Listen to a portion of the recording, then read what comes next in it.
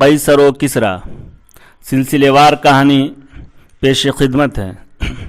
اس channel کو subscribe اور like ضرور کریں اور بیل آئیکن کی گھنٹی کو پریس کر دیں۔ وہ کھڑی ہے، لیلا نے دروازے کی طرف اشارہ کرتے ہوئے کہا۔ سالم نے کہا، بھائی جان، سعاد آپ سے روٹھ گئی ہے، وہ کہتی ہے کہ آپ نے بہت دیر لگائی ہے۔ عاصم نے آگے بڑھ کر سعاد کو چمٹا لیا اور اس کی ٹھوڑی پکڑ کر اسے اپنی طرف متوجہ کرتے ہوئے کہا، اگر میری ننھی بہن مجھ سے خفا ہے تو میں ابھی واپس چلا جاؤں گا۔ سعاد مسکرائی۔ سالم جھوٹ کہتا ہے۔ وہ ایک کشادہ کمرے میں داخل ہوئے اور چٹائی پر بیٹھ گئے۔ عاصم نے کہا، سعاد، میں تمہارے لیے دمشق سے کپڑے اور یروشلم سے انگوٹھی لایا ہوں، اور چچی جان آپ کے لیے بھی۔ لیلا نے کہا، سعاد، اپنے بھائی کے لیے کھانا لاؤ۔ سعاد دوسرے کمرے میں چلی گئی۔ حبیرہ نے کہا، بیٹا، میں اس کامیاب سفر پر تمہیں مبارکباد دیتا ہوں۔ یہ تلواریں بہت اچھی ہیں۔ صرف کپڑا بیچ کر ہم شمون کا سارا قرضہ اتار سکیں گے، لیکن یہ گھوڑے اور اونٹ تمہیں کیسے مل گئے؟ چاچا جان، یہ آوارہ پھر رہے تھے، اگر چند دن تک ان کا وارث نہ آیا تو یہ ہمارے ہیں۔ حبیرہ نے کہا، بیٹا، لوگ اپنے جانور یوں ہی راستے میں نہیں چھوڑ جاتے، تم مجھ سے کوئی بات چھپا تو نہیں رہے؟ نہیں چاچا جان، عاصم نے اپنی پریشانی پر قابو پانے کی کوشش کرتے ہوئے کہا۔ حبیرہ نے کہا، اب ہمارے قبیلے کا ہر آدمی یہ تلواریں حاصل کرنے کی کوشش کرے گا، لیکن ہم صرف ان لوگوں کے ہاتھ فروخت کریں گے جو دشمن سے لڑنے کا عہد کریں گے۔ عاصم نے جواب دیا، چاچا جان، میرا کام تلواریں لانا تھا، یہ آپ بہتر جانتے ہیں کہ ان کا حقدار کون ہے۔ حبیرہ نے کہا، امن کے دن ختم ہونے کے بعد تمہیں بہت محتاط رہنا چاہیے۔ تمہاری اس کامیابی کے بعد بنو خزرج حسد کی آگ سے جل اٹھیں گے۔ آپ فکر نہ کریں، میں اپنی حفاظت کر سکوں گا۔ سعاد نے کھانا لا کر عاصم کے سامنے رکھ دیا اور حبیرہ نے کہا، بیٹا، تم کھانا کھاتے ہی سو جاؤ، صبح اطمینان سے باتیں کریں گے۔ عباد کھانا کھا چکا ہے؟ عاصم نے سوال کیا۔ ہاں، حبیرہ نے جواب دیا۔ رات کے پچھلے پہر شمون کے نوکروں نے اسے جگا دیا اور اطلاع دی کہ داؤد واپس آ گیا ہے اور اسی وقت آپ سے ملنے پر مصر ہے۔ شمون بدحواس ہو کر اپنے کمرے سے باہر نکلا اور آنکھیں ملتا ہوا مہمان کے کمرے میں داخل ہوا۔ داؤد اندر بیٹھا تھا۔ شمون نے اسے دیکھتے ہی پوچھا، کیا ہوا، تم واپس کیوں آ گئے؟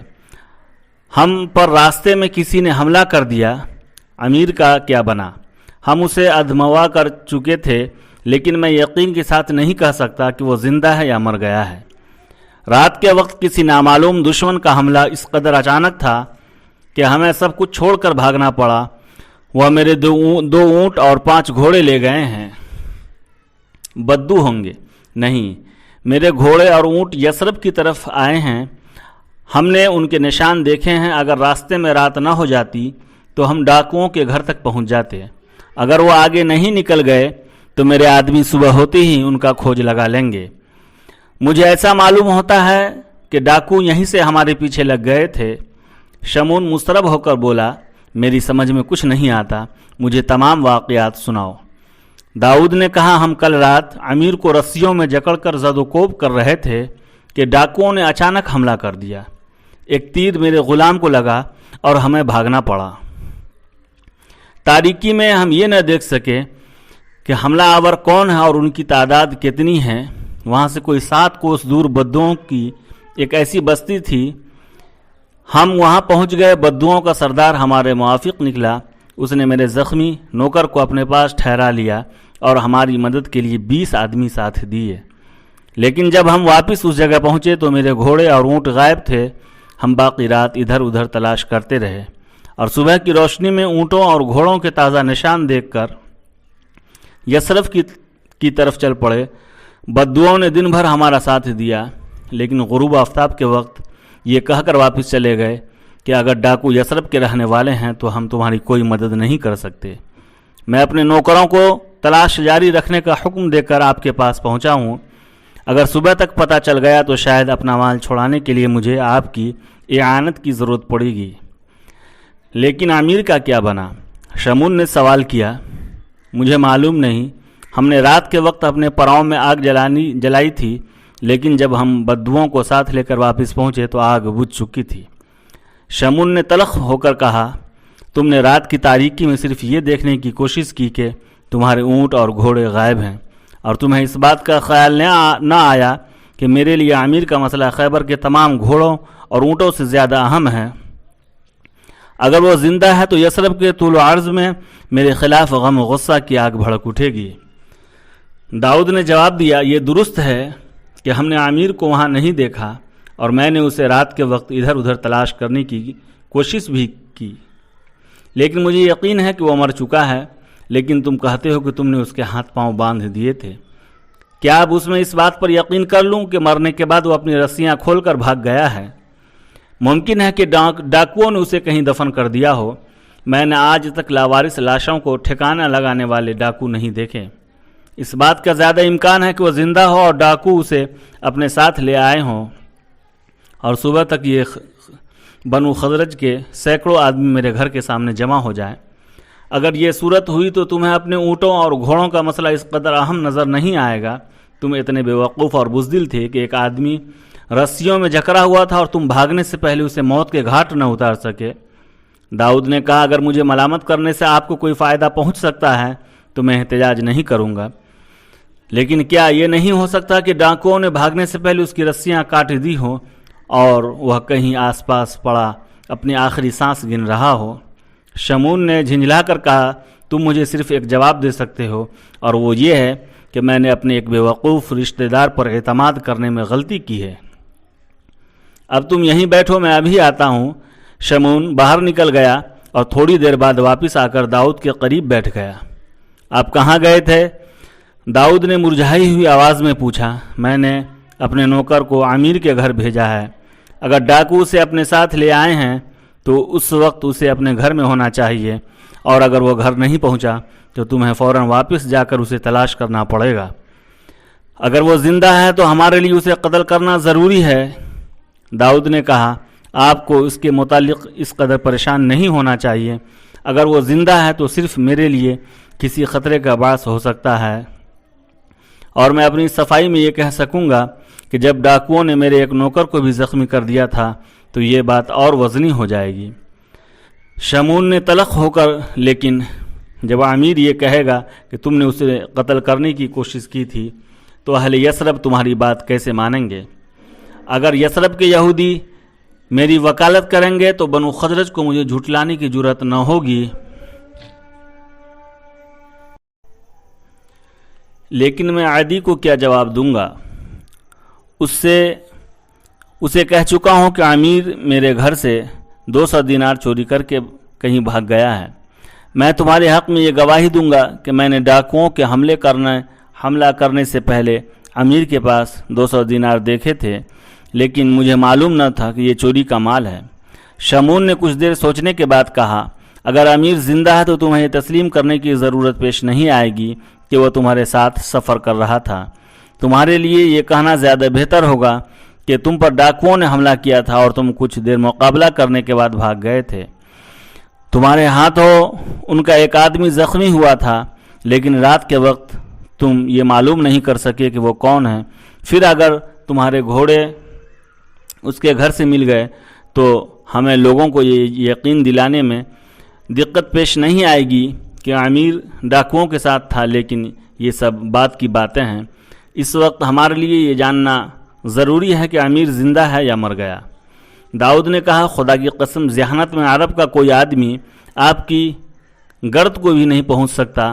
آپ کو یثرب کے تمام یہودیوں کا سردار ہونا چاہیے تھا، کیونکہ حارث اور کعب آپ کی ہمسری کا دعویٰ نہیں کر سکتے۔ طلوع سحر سے کچھ پہلے امیر بستر پر لیٹا ہوا تھا۔ نعمان اور سمیرہ اس کے پاؤں کی طرف اور عدی اور رتبہ اس کے قریب دوسرے تخت پر بیٹھے تھے۔ عدی نے کہا، بیٹا، مجھے یقین ہے کہ شمون نے تم پر بہتان باندھا ہے۔ میں اسے مرتے دم تک معاف نہیں کروں گا، لیکن تمہیں چھوڑانے والے کون تھے؟ کاش تم نے ان کا پتہ معلوم کر لیا ہوتا۔ اب ان کا احسان ہماری گردن پر رہے گا۔ امیر نے کہا، ابا جان، رات کے وقت مجھے معلوم نہ ہو سکا کہ حملہ کرنے والے کون تھے۔ اس کے بعد میں بے ہوش ہو گیا تھا۔ جب مجھے ہوش آیا تو میں اس جگہ سے کوسوں دور بستی کے باہر پڑا ہوا تھا۔ ممکن ہے کہ مجھے بچانے والوں نے کسی مجبوری کے باعث ہمارے گھر تک آنا پسند نہ کیا ہو، لیکن مجھے یقین ہے کہ وہ کسی دن ضرور آپ کے پاس آئیں گے۔ سمیرہ نے کہا ممکن ہے وہ ہمارا کوئی دشمن ہو۔ عدی نے برہم ہو کر کہا امیر کی جان بچانے والا ہمارا دشمن نہیں ہو سکتا۔ امیر نے کہا ابا جان، داؤد شمعون کو یقیناً یہ اطلاع دیا ہوگا کہ میں زندہ ہوں، اس لیے آپ کسی کو میرے گھر پہنچنے کی خبر نہ ہونے دیں۔ ممکن ہے اب وہ دوسروں کے سامنے مجھے پر چوری کا الزام عائد کرنے کی ضرورت محسوس نہ کرے۔ اسے چند دن خاموش رکھنے کے بعد ہم اسے جی بھر کے ذلیل کر سکیں گے، اور مجھے یقین ہے کہ جب تک اسے میرے مر جانے یا زندہ ہونے کے متعلق اطمینان نہیں ہو جاتا وہ خاموش رہے گا۔ عدی نے پوچھا تم نے کسی پڑوسی کو خبر تو نہیں دی؟ نہیں، اس نے جواب دیا، لیکن ہمارے نوکر شاید یہ بات نہ چھپا سکیں، میں انہیں تاکید کر دوں گا۔ نعمان نے چونک کر کہا معلوم ہوتا ہے باہر کوئی آوازیں دے رہا ہے۔ عدی نے کہا جا کر دیکھو کون ہے۔ نوکر اس وقت نہیں اٹھیں گے، وہ ساری رات کے تھکے ابھی سوئے ہیں۔ امیر نے کہا ٹھہرو نعمان، ممکن ہے شمعون میرا پتہ لگانے آیا ہو۔ عتبہ تم جاؤ۔ نہیں، نعمان نے چونک کر کہا معلوم ہوتا ہے باہر کوئی آوازیں دے رہا ہے۔ عدی نے کہا جا کر دیکھو کون ہے۔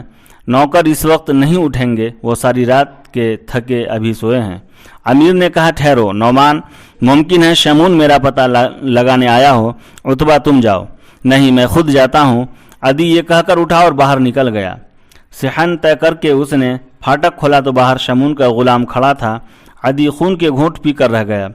شمعون کے غلام نے کہا میں دیر سے آپ کے نوکروں کو آوازیں دے رہا ہوں، وہ تھک کر سو گئے ہیں۔ ہم نے ساری رات امیر کو تلاش کیا ہے۔ میرے آقا بہت فکر مند تھے، وہ پوچھتے ہیں کہ اس کا کوئی پتہ چلا یا نہیں۔ اپنے آقا سے کہو کہ پھر اس کی تلاش میں جا رہا ہوں، اگر وہ نہ ملا تو بھی اس کی ایک کوری ادا کی جائے گی۔ میرے آقا نے کہا تھا کہ اگر آپ کو امیر کا کوئی سراغ ملے تو مجھے ضرور اطلاع دیں۔ اس سے کہہ دو کہ اگر امیر مل گیا تو میں اس کے گلے میں رسی ڈال کر تمہارے پاس لاؤں گا۔ شمعون کا غلام واپس چلا گیا۔ شمعون اپنے مکان کے ایک کمرے میں داؤد کے ساتھ ناشتہ کر رہا تھا۔ داؤد کے 3 نوکر ہانپتے ہوئے اندر داخل ہوئے اور ان میں سے ایک نے کہا جناب ہم نے اپنے گھوڑے اور اونٹ بنوس کے ایک آدمی کے گھر دیکھ لیے ہیں۔ کون ہے وہ؟ شمعون نے چونک کر سوال کیا۔ جناب حبیرہ ہے، جس کا بھتیجا بچپن میں آپ کے پاس رہ چکا ہے۔ یہ ناممکن ہے، حبیرہ ڈاکو نہیں اور اس کا ایک ہاتھ بھی کٹا ہوا ہے۔ جناب اس کے پڑوسیوں سے ہمیں یہ پتہ چلا ہے کہ اس کا بھتیجا جو شام کی طرف گیا ہوا تھا واپس آ گیا ہے اور اپنے ساتھ بہت کچھ لایا ہے۔ شمعون اٹھ کر کھڑا ہو گیا۔ تمہیں یقین ہے کہ تمہارے گھوڑے اس کے گھر میں ہیں؟ جی ہاں، ہم نے اپنی آنکھوں سے دیکھے ہیں، وہاں وہ گھوڑا بھی موجود ہے جس پر امیر سوار تھا۔ اگر یہ بات ہے تو میری تمام پریشانیاں دور ہو گئی۔ میں حبیرہ کے بھتیجے کو جانتا ہوں، وہ بنو خزرج کے کسی آدمی کو قتل کرنے کا موقع ہاتھ سے نہیں جانے دے گا، بالخصوص عدی کے بیٹے کو۔ اب تم یہ کہہ سکتے ہو کہ امیر تمہارے ساتھ تھا، عاصم نے تمہارا قافلہ لوٹا اور امیر کو قتل کر دیا۔